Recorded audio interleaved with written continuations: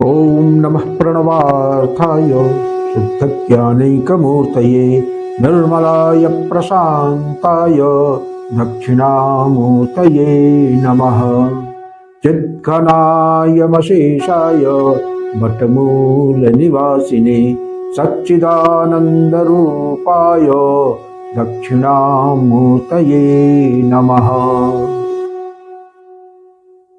ईश्वरो गुरुरात्मेति मूर्तिभेदविभागिने व्योमवद्व्याप्तदेहाय दक्षिणामूर्तये नमः। विघ्नेश्वराय वरदाय सुरप्रियाय लंबोदराय सकलाय जगद्धिताय नागाननाय श्रुतियज्ञ विभूषिताय गौरीसुताय गणनाथ नमो नमस्ते। विघ्नार्तिनाशनपराय गणेश्वराय सर्वेश्वराय सुखदाय सुरप्रियाय विद्याददाय विकटाय च वामनाय भक्तप्रसन्नवरदाय नमो नमस्ते। So friends, Vande Mataram. श्री चक्रार्चन की अति संक्षिप्त नित्यार्चन विधि पर हम लोग चर्चा कर रहे थे और उस क्रम में हम लोगों ने उसका प्रायोगिक स्वरूप भी समझने की, देखने की और करके जानने की कोशिश की। ये नित्यार्चन बड़ा ही महत्वपूर्ण है भगवती के आराधकों के लिए, क्योंकि अर्चन से भगवती बहुत प्रसन्न होती हैं और जैसे जैसे निचले आवरणों में स्थित शक्तियों की अर्चना होती है वो प्रसन्न होती हैं और प्रसन्न हो करके साधक को ऊपरी कक्षा में प्रमोट कर देती हैं। तो नीचे के आवरण से अर्चना करते करते धीरे धीरे प्रमोट होते होते आप बिंदु चक्र तक पहुंच गए, 10वां आवरण। और वहां तक पहुंचने के बाद आपकी यात्रा वहां भी नहीं रुकती है, बल्कि बिंदु आवरण की आंतरिक संरचना में आप प्रवेश करते हैं और वहां जाके आपको श्री चक्रस्थ उच्चतर शक्तियों से साक्षात्कार होता है। और इसी क्रम को आगे बढ़ाते हुए अंततोगत्वा आप वहां तक पहुंच जाते हैं जहां पहुंच करके आपको भगवती का साक्षात्कार होता है और भगवती को स्वात्म स्वरूप में अनुभव करने का आपको अवसर प्राप्त होता है और फिर स्वयं शिव स्वरूपता को आप प्राप्त होते हैं। तो हम लोगों ने ये देखा कि हमारे यहाँ 3 क्रम, साधना के 3 चरण हैं, 3 क्रम हैं, शिष्य क्रम, आचार्य क्रम और गुरु क्रम। तो ये जो अर्चन है ना, ये शिष्य क्रम के अंतर्गत ही आता है और कुछ ऊपर के आवरण, त्रयोदश आवरण और त्रयोदश, चतुर्दश, पंचदश, षोडश और यूं समझने की ऊर्ध्वामनायात्मक भाषा चक्र यानी पंचम कल्प, इनकी साधना आचार्य क्रम में आ जाती है। तो अगर आप इतना अर्चन करते हैं और साथ में थोड़ा मंत्र जप का भी अभ्यास करते हैं, मंत्र का चिंतन करते हैं, तो इसका मतलब ये हो गया कि 2 चरण की साधना शिष्य क्रम और आचार्य क्रम की यहाँ पूर्ण हो जाती है और उसके बाद साधना आती है गुरु क्रम की।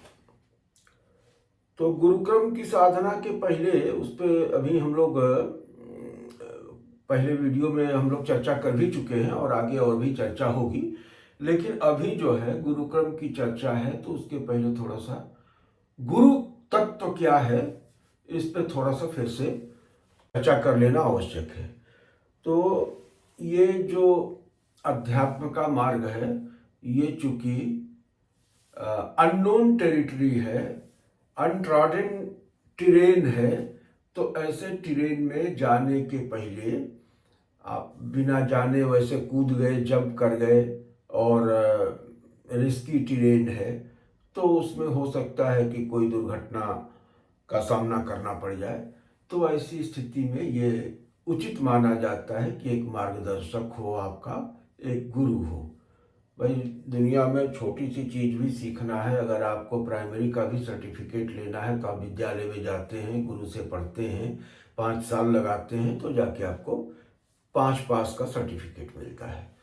तो जहाँ पर कि अध्यात्म विद्या है, साइंस बियॉन्ड साइंस की बात होती है, आत्म कल्याण की बात होती है, विश्व कल्याण की बात होती है, मानव मात्र के कल्याण की बात होती है, तो उस फील्ड में कोई बिना गुरु के ही प्रवेश कर सकता है, तो ये थोड़ा सा लॉजिकल नहीं लगता। तो गुरु तो होना चाहिए।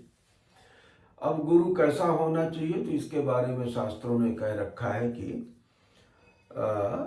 तम विज्ञातुम गुरुमेवा विगच्छेत समित पाणी श्रोत्रियम ब्रह्मनिष्ठम। श्रोत्रिय होना चाहिए, माने शास्त्रों का उसको पूर्ण ज्ञान होना चाहिए, और ब्रह्मनिष्ठ भी होना चाहिए, माने उसको ब्रह्म का अनुभव होना चाहिए, ब्रह्म को उसने प्राप्त किया हो, ब्रह्म में वो अधिष्ठित हो गया हो, ब्रह्ममय हो गया हो, ब्रह्मभूत हो गया हो, ऐसा गुरु होना चाहिए।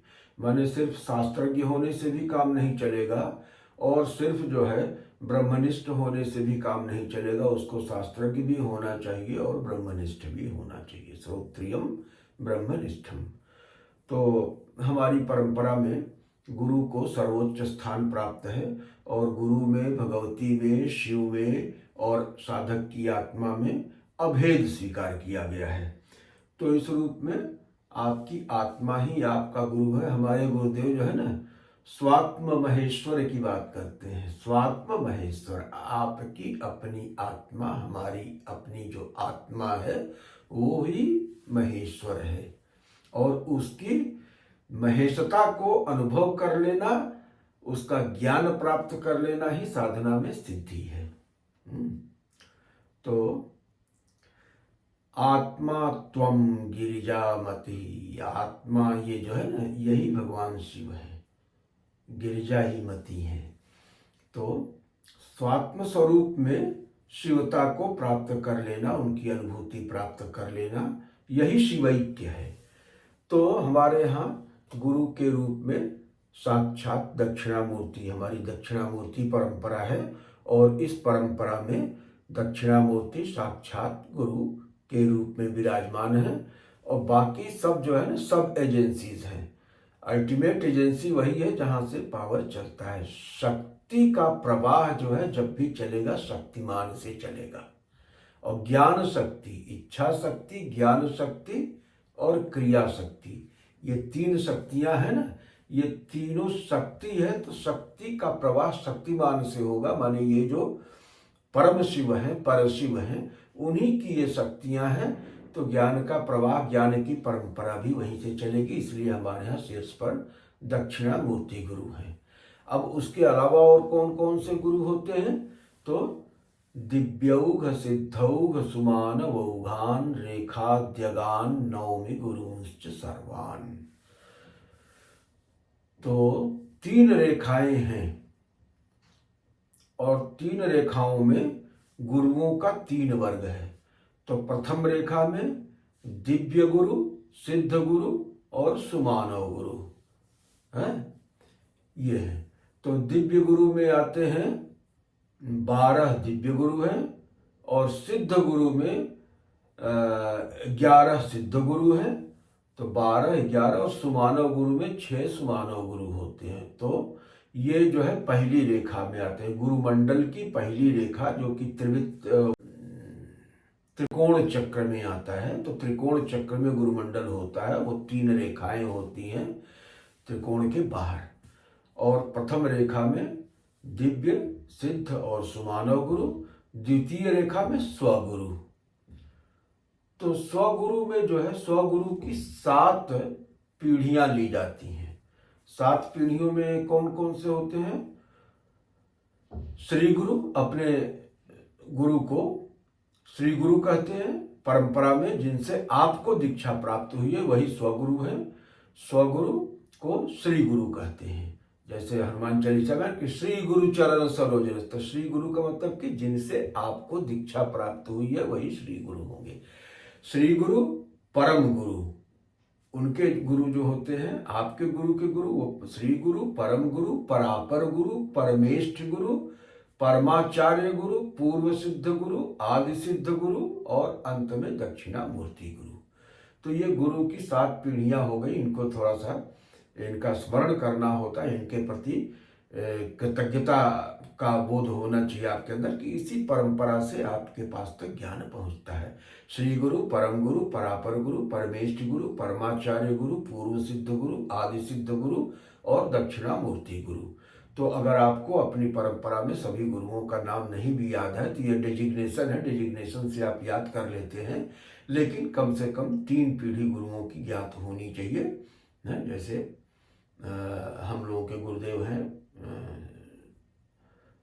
परम पूजनीय गोस्वामी प्रहलाद गिरी जी महाराज, उनके गुरु जी थे दर्शन केसरी प्राचार्य श्री गोपालानंद जी महाराज, और उनके गुरु थे राष्ट्रपति पदक उनको मिला हुआ था महामहोपाध्याय श्री रामेश्वर शिव योगी जी थे। तो इस तरह से 3 पीढ़ियां कम से कम अपने गुरु की तो निश्चित रूप से जानना चाहिए। और उसके बाद फिर 3 पीढ़ियों के बाद फिर श्री गुरु, परम गुरु, परापर गुरु, परमेष्ठ गुरु, परमाचार्य गुरु, पूर्व सिद्ध गुरु, आदि सिद्ध गुरु और श्री दक्षिणामूर्ति गुरु। तो इस तरह से ये 7 पीढ़ियों का स्मरण करना चाहिए, इनके प्रति कृतज्ञता होनी चाहिए, इनके प्रति समर्पण का भाव होना चाहिए, तभी वो ज्ञान धारा आप तक पहुंच जाएगी। अगर बीच में केबिल पंचर होती है ना तो दक्षिणामूर्ति जी से आपके यहाँ तक जो करंट चल रहा है वो पहुंच नहीं पाएगा। तो पूरी की पूरी केबिल इंटैक्ट होनी चाहिए। ये डेटा केबिल है, इसके बिना डेटा फ्लो नहीं करेगा। तो ये हो गया। और तो ये मतलब कि स्वगुरु का हो गया। स्वगुरु के बाद अंतिम में श्री दक्षिणामूर्ति गुरु आते हैं। तो इनकी स्थिति जो है हमारे यहाँ जो त्रिकोण चक्र है, माने बिंदु के बाद त्रिकोण, उसमें बताई गई है, गुरुमंडल का उसमें स्थान है। अच्छा, एक बात और भी आती है इस क्रम में, छोटी सी बात है, थोड़ा सा उसको भी कर लेते हैं तो फिर जो है उसमें आता है कि किस कुछ विद्या में दीक्षा का या उनमें प्रवेश का अधिकार किनको है। तो अधिकार के बारे में तो जो शास्त्रों में क्राइटेरिया दी गई है वही क्राइटेरिया है, उससे अलग कोई क्राइटेरिया हो नहीं सकती। तो शास्त्रों में क्या बताया गया है अधिकारी विचार के बारे में? विवेक, वैराग्य और सत संपत्ति और मुमुक्षत्व। विवेक का मतलब सदसद विवेक, क्या सत है क्या असत है, इन दोनों के बीच में पार्थक्य करने की क्षमता। वैराग्य का मतलब यह मूत्र फल त्याग, माने यह और अमूत्र, इस लोक में और दूसरे लोकों में भी फल भोग की इच्छा का त्याग, है ना। माने राग से रहित होना वैराग्य। जैसे किसी चीज के प्रति, किसी वस्तु के प्रति, किसी व्यक्ति के प्रति, किसी काल के प्रति कोई राग न रहे, हैं? तो देश काल और वस्तु ही संसार है। देश काल वस्तु में राग होना संसार में फंसना है। देश काल और वस्तु में अगर हमारा राग नहीं है तो हमारा वैराग्य हो गया, राग राहित्य, है ना। तो विवेक, वैराग्य, सट संपत्ति में आता है। और उसके बाद लास्ट में मुमुक्षुत्व होता है। और हमारे गुरुदेव तो कहते हैं कि अगर आपके अंदर तीव्र मुमुक्षा है, मोक्ष की कामना है और तीव्र है, तो ये तीनों गुण अपने आप आपके अंदर समाहित हो जाते। सम दम उपरम, तितिक्षा, श्रद्धा और समाधान है। सम का मतलब वही यम नियम है। सम दम, दमन माने इंद्रियों का नियंत्रण, सम दम उपरम, उपरति वही है, मोह न होना किसी में, समदम उपरम, और समाधान, सम स्थिति में रहने की क्षमता, समाधान, श्रद्धा और श्रद्धा समाधान। श्रद्धा माने शास्त्रेषु गुरुवाक्येषु सत्य बुद्धि अवधारणा इति श्रद्धा। शास्त्रों में और गुरु वाक्य में सत्य बुद्धि की धारणा होना ही जो है वो श्रद्धा है।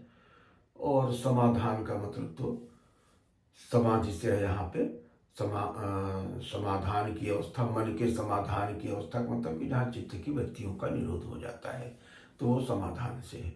तो ये सारी चीजें, सारे गुण अपने आप आ जाते हैं अगर आपके अंदर तीव्र मुमुक्षा है।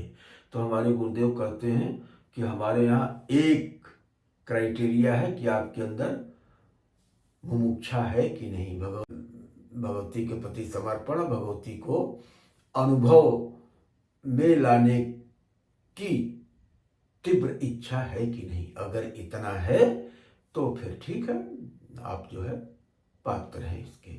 और सावधानी का मतलब क्या है इस विधा में? सावधानी की कोई बात नहीं है। एक चीज हमारे यहाँ बड़ा स्पष्ट कही गई है। वो क्या कही गई है कि आत्मनः प्रतिकूलानि परेशान न समाचरित, श्रूयताम धर्म सर्वस्वम श्रुत्वा चाप्यवधार्यताम। तो ये व्यास जी महाराज कह गए हैं और सारे के सारे धर्मों का निचोड़ उन्होंने आधी पंक्ति में कह दिया कि आत्मनः प्रतिकूलानि परेशान न समाचरेत। जो चीज आपके साथ हो तो आपको अच्छा न लगे, उचित न लगे, वो चीज आप दूसरे के साथ न करें। अगर सिर्फ आप इस एक बात का ध्यान रखते हैं तो ये धर्म सर्वस्व का आप पालन कर लेते हैं। तो मैं समझता हूँ कि वीडियो लंबा हो रहा है, आज हम यहीं पे रुकते हैं और फिर उसके बाद जो है इस कड़ी में आगे हम लोग मिलेंगे तो आगे चर्चा होगी। इन्हीं शब्दों के साथ ओम पूर्णमदः पूर्णमिदं पूर्णात् पूर्णमुदच्यते पूर्णस्य पूर्णमादाय पूर्णमेवावशिष्यते। ओम शांति शांति शांति।